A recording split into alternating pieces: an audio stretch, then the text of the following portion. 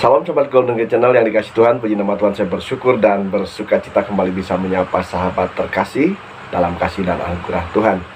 Sahabat terkasih, saya selalu berharap dan berdoa agar sahabat senantiasa dalam keadaan baik dan sehat dan senantiasa diberkati oleh Tuhan. Ya, sahabat terkasih, saat ini kita akan membahas mengenai yaitu kelahiran Tuhan Yesus tanggal 25 Desember itu ya disebut oleh seorang ustadz yang bernama Ustadz Kainama adalah sama dengan kelahiran setan. Mari kita akan lihat dulu ya videonya berikut ini. Dies Natalis Solis, Solis, S-O-L-L-I-S, nama setan. Enggak, bukan bohongan. Silakan searching sendiri, silakan googling sendiri. Ini saya dapat bukan di Google, jadi Google pasti benarkan itu. Dies Natalis Solis, nama setan. Serius, bukan menghina saudara Kristen. Ini aku cinta sama dia, makanya aku bilangin, stop kamu melakukan perayaan Natal. Yesus bukan lahir 25 Desember. Nanti kita baca 2 ayat sebelum sholat Isya. Dies Natalis Solis, setan. Invictum, uninfected, tidak bisa dibunuh, immortal. Kalau kamu main game itu ada immortal, tidak bisa dibunuh. Deo, Tuhan. Jadi kalau antum mengucapkan selamat Natal, asik. Selamat ya. Hari ini telah lahir Sol, setan itu, untuk menjadi Tuhan bagiku. Mary Christmas, bukan Kristus. Yesus itu dipanggilnya Kristus. Itu saja sudah tanda bahwa yang lahir bukan dia. Mary Christmas, bukan Mary Kristus. Ayolah, hari Minggu ke gereja Sunday, S-U-N day, bukan S-O-N day, bukan, tapi S-U-N day. Sun itu artinya apa? Selamat. Antum menjadikan setan yang diangkat menjadi dewa matahari untuk antum juga setuju bahwa dia lahir menjadi Tuhan. Ya, saudara Tuhan, demikian pernyataan yang disampaikan oleh Ustadz Kainama yang mengatakan bahwa tanggal 25 Desember yang adalah hari kelahiran Tuhan Yesus itu sama dengan hari kelahiran setan. Dan juga beliau mengatakan bahwa sama saja ya, setan yang menjadi dewa matahari itu sudah diangkat menjadi Tuhan. Saudara kasih Tuhan ya, Dies Natalis Solis Invicti memang artinya adalah ulang tahun dewa matahari yang tak terkalahkan. Ya, saudara kasih Tuhan, apakah ketika orang Kristen ya merayakan Natal di tanggal 25 Desember itu sama dengan mengakui dewa matahari sebagai Tuhan atau memperingati kelahiran dewa matahari? Mari kita akan lihat penjelasannya yang akan disampaikan oleh hambanya Dr. Bambang Nursena berikut. Natal itu kelahiran dewa matahari. Saya katakan 1000% salah. Itu ungkapan yang tidak ada data distoliskan sama sekali.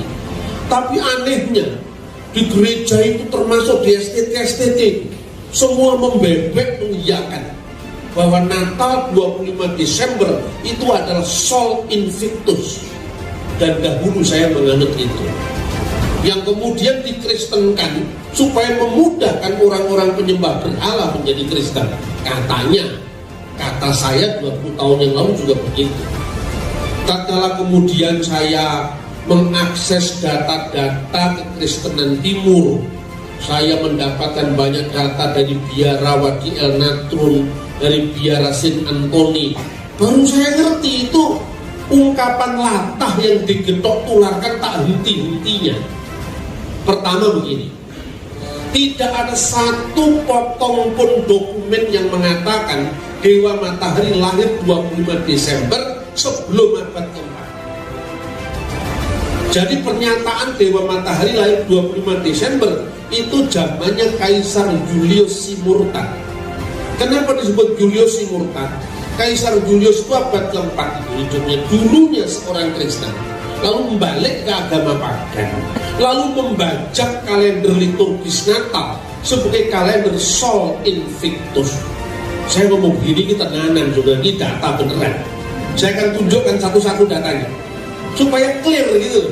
Pertama, sebelum tahun 350 sekian tidak ada satupun yang mengatakan 25 Desember itu adalah kelahiran Sol Invictus atau Dewa Matahari yang tak terkalahkan.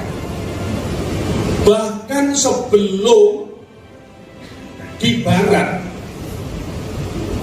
tahun pertama yang mengatakan bahwa Desember berkaitan dengan Saturnalia, pemujaan dewa yang berkaitan dengan titik balik musim dingin, itu baru terjadi tahun 274 Masehi, zaman Kaisar Aurelian. Bapak Ibu tidak percaya, cari mata uang Aurelian yang tertulis di situ, banyak di internet itu tertulis Pontifex Solis, penguasa sang matahari. Itu baru tahun 274 Masehi.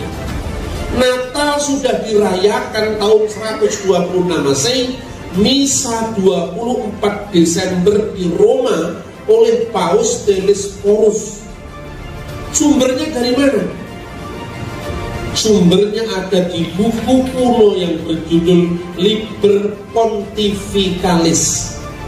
Liber Pontificalis itu adalah catatan tentang pemimpin-pemimpin gereja Roma sampai generasi ke-8. Itu tahun 126 Masehi.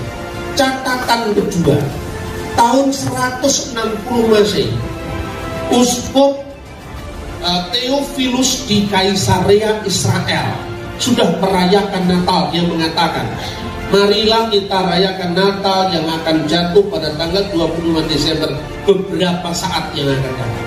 160. Saturnalia, perayaan puncak musim dingin, itu tahun 274. Ini tahun 126, 170. Baru kemudian di timur mulai dihitung. Siapa yang mengkanonkan pertama kali Natal menjadi perayaan gereja? Bukan di Roma, bukan di Konstantinopel, bukan di Antioquia, tapi di Alexandria. Catatannya di mana?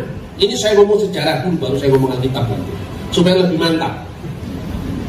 Catatannya ada di dalam buku kuno yang berjudul Coptic Didascalia Apostolorum, pasal 18 tentang perayaan-perayaan dan puasa-puasa. Dalam pasal 18 itu, zaman Paus Demetrius pertama, ini bukan Paus Roma, ini Paus Alexandria. Karena kita tahunya gereja kuno cuma gereja di Roma Katolik, padahal ada gereja kuno di Konstantinopel, Ortodok Yunani, gereja kuno di Alexandria, Ortodok Koptik, gereja kuno di Antioquia. Untuk pertama kali murid-murid Yesus disebut Kristen di mana? Di Antioquia. Kisah Rasul 11 ayat 26. Itu namanya gereja Syriak Ortodoks. Semuanya masih ada, tidak pernah hilang dari muka bumi. Pasal 18 teks yang disebut Didascalia Koptik tadi mengatakan begini. Minta maaf, saya tidak ahli bahasa Koptik, tetapi saya menghafal teksnya itu dalam bahasa Arab. Bunyinya begini pasal 18 itu. Ya ikhwatana tahfutu fi ayyamil a'yad allati hiya idmilat Rabbina Yesu'al Masih.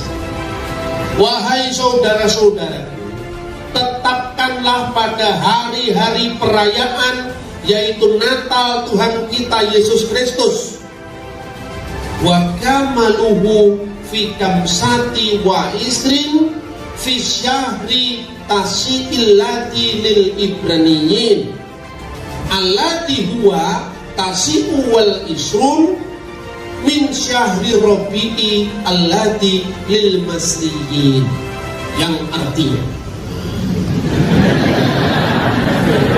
tetapkanlah hari-hari perayaan kita kelahiran Tuhan Yesus Kristus, tepatnya tanggal 25 bulan Ibrani ke-9, bulan Yahudi ke-9, namanya bulan Kislev, yang bertepatan dengan tanggal 29 bulan Mesir ke-4, namanya Kian. Seluruh bapak gereja sebelum tahun 274 semua bicara tentang Natal. Sementara tidak ada sepotong pun dokumen yang mengatakan Dewa Matahari lahir 25 Desember. Sudah terlanjur mualaf, salah lagi. Datanya tidak karu-karuan.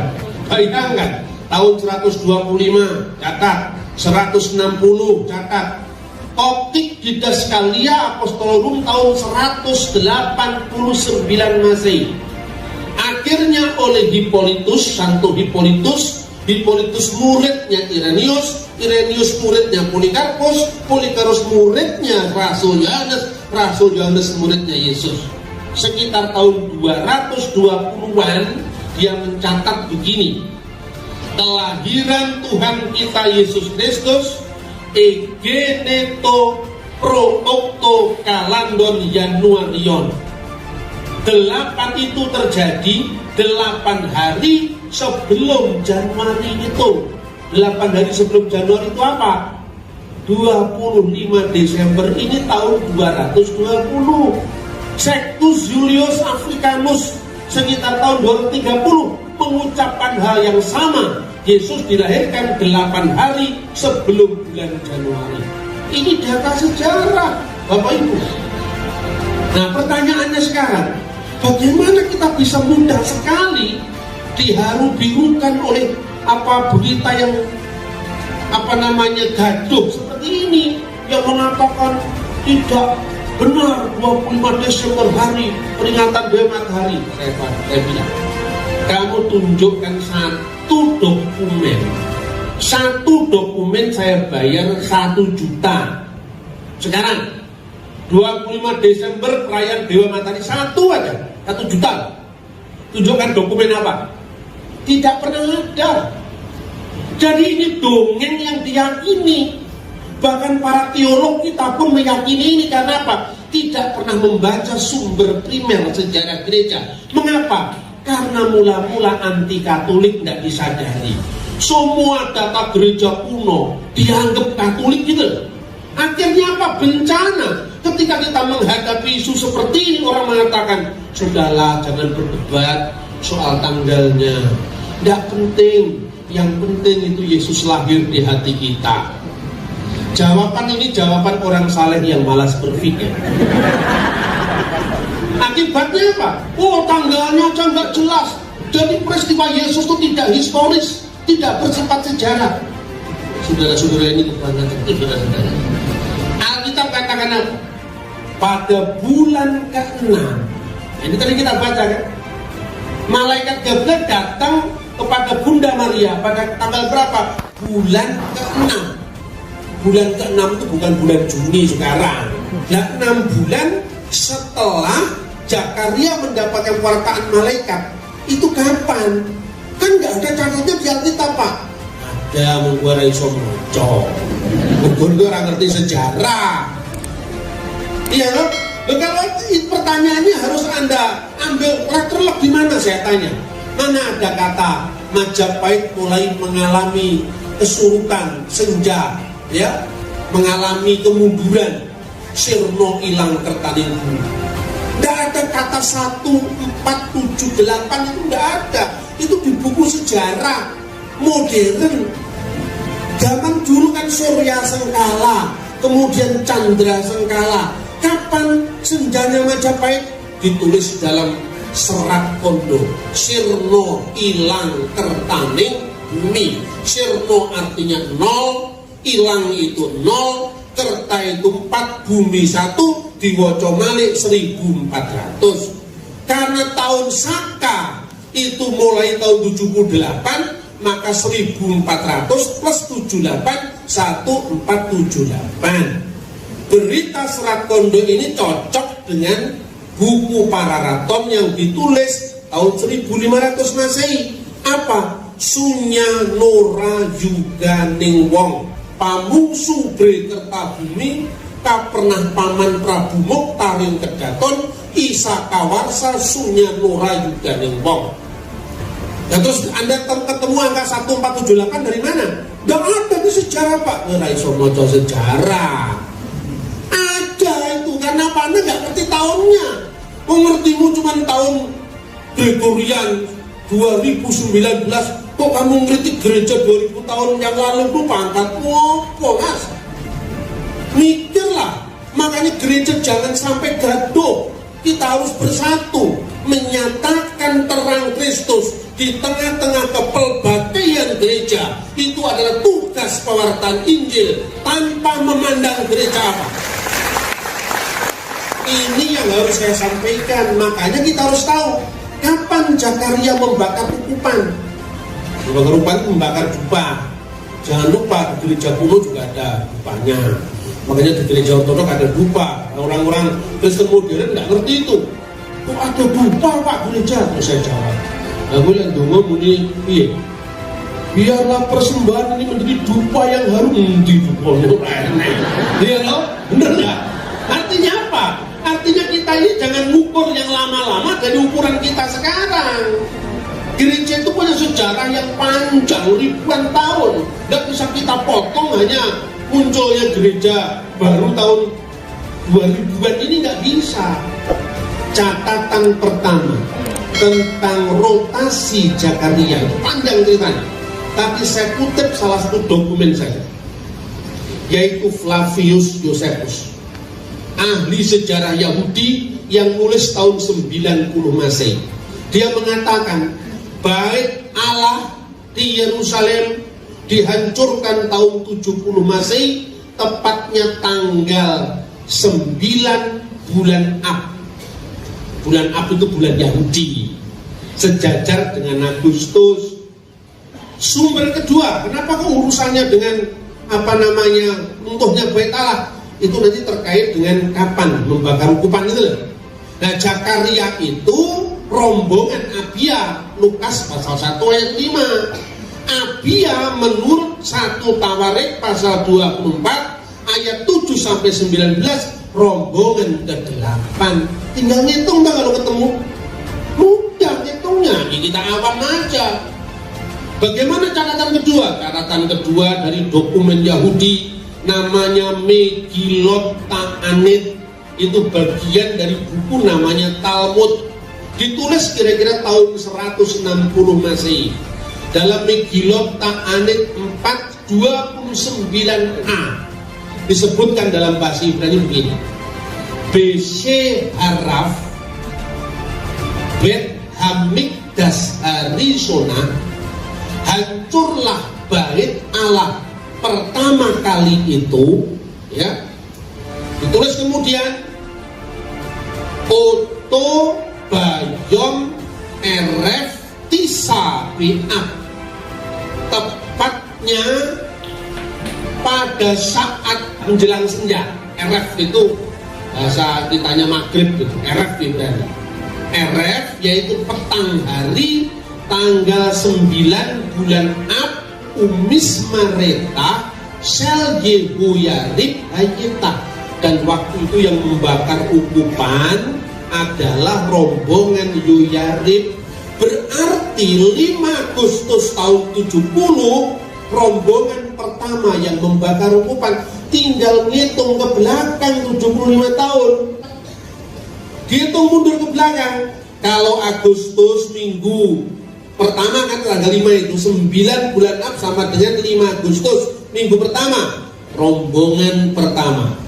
Juli minggu keempat, rombongan keempat.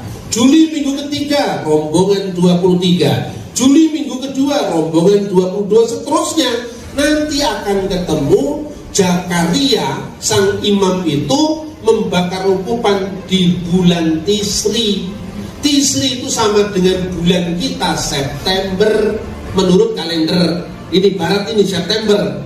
Karena sebagian besar ini dari gereja barat, saya pakai kalender barat. September, Zakaria mendapatkan berita lahirnya Yohanes Pembaptis.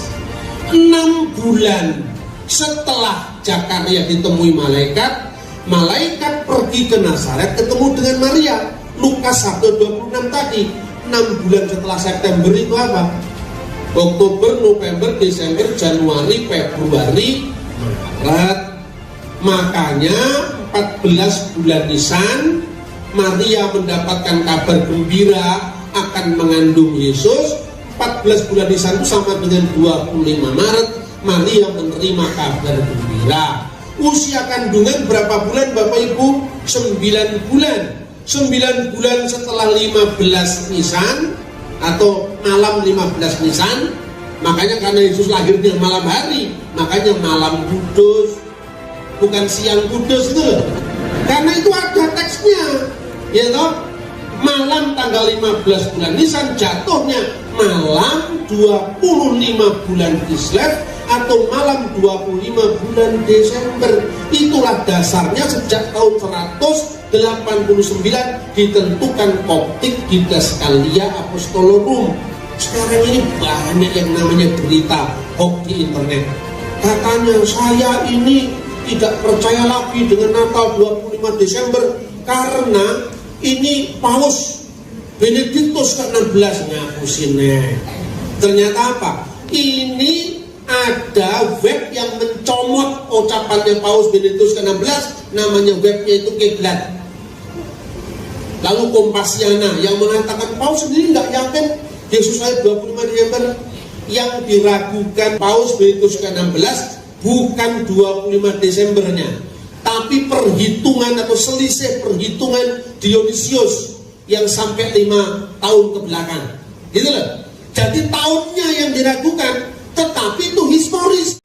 Ya, saya kasih Tuhan, demikian penjelasan yang disampaikan oleh hambanya Dr. Bambang Nursena yang begitu jelas, saya kasih Tuhan ya, yang mengatakan bahwa tanggal 25 Desember 1000% ya bukan memperingati hari kelahiran Dewa Matahari, tetapi jauh sebelum itu, saya kasih Tuhan ya, tanggal 25 Desember sudah diperingati sebagai hari Natal. Saya kasih Tuhan, dalam hal ini juga ya Ustadz Kainama mengatakan bahwa Merry Christmas. Kenapa harus Merry Christmas? Kenapa bukan Merry Christus gitu ya, saya kasih Tuhan ya. Merry Christmas itu ya dari kata Merry yang artinya ceria, dan juga Christmas sendiri itu adalah Misa Kristus atau hari ceria di dalam Misa Kristus atau di dalam penyembahan Tuhan Yesus. Saya kasih Tuhan, dan juga Ustadz Kainama mengatakan juga kenapa hari Minggu itu ya orang Kristen beribadah. Sementara dalam bahasa Inggris Minggu itu adalah Sunday ya. Sunday itu artinya adalah hari matahari. Saya kasih Tuhan, kenapa hari Minggu disebut Sunday? Ya alasannya adalah karena ya hari Minggu itu adalah hari pertama ya. Dalam perhitungan orang Yahudi ya, hari pertama itu adalah hari Minggu. Dan hari pertama itu Tuhan menciptakan terang. Oleh karena itu dalam bahasa Inggris hari pertama disebut Sunday, artinya saya kasih Tuhan di mana hari pertama Tuhan menciptakan terang atau menciptakan matahari. Ya sahabat yang kasih Tuhan, demikian pembahasan yang bisa disampaikan, kiranya menjadi berkat. Jikalau sahabat diberkati, tinggalkan komentar di kolom komentar, berikan masukan dan juga saran, dan kiranya channel ini boleh semakin berkembang dan nama Tuhan dipermuliakan. Terima kasih sahabat, Tuhan Yesus memberkati kita sekalian.